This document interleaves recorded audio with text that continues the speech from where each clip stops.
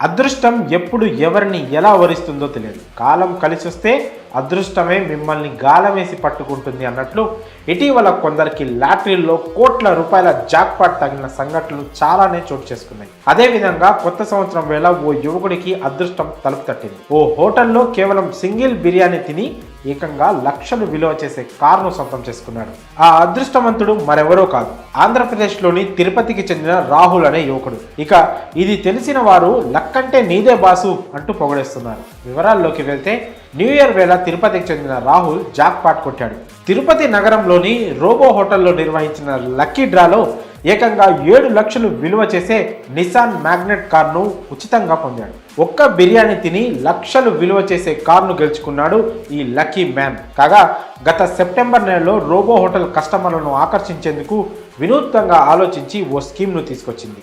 హోటల్లో బిర్యానీ తిన్న ప్రతి ఒక్కరికి కూపన్ అందజేసింది.